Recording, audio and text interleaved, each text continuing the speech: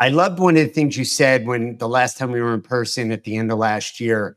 Friendships aren't necessarily going to stop the stressors, Mhm. but it's going to buffer your body from the impact. Mhm. And Mhm.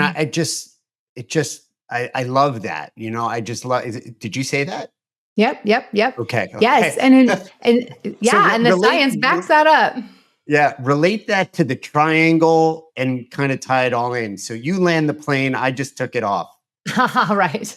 All right. Yeah. I mean, I could do a whole 1 hour on just all the health benefits of our relationships. And absolutely, we see from the science. I go into a lot of healthcare institutions and a lot of physicians groups bringing the science of like why that is so true. Because when we talk about your health, the number one question we can determine the quality of your life and your longevity 20 years out is how loved and connected do I feel right now? So, yes, absolutely we having friends is one of the most beneficial health things that you can do without doubt. So I can just throw 1,000 stats at you, but we probably don't have time for all of that. But yeah, I'm really Not a glad you named thousand, that. but throw them out there. I'm really glad you named that.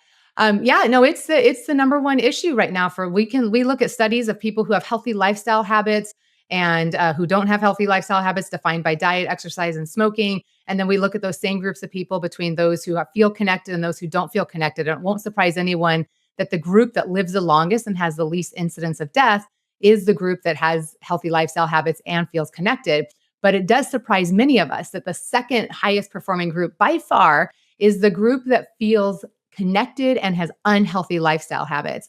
They outlive and have less disease than the Wow. group that has healthy lifestyle habits and feels disconnected. And it speaks to the fact that when we feel connected, our body goes into safe mode, it goes into repair mode. When we feel supported, we feel like we don't need to be in fight or flight.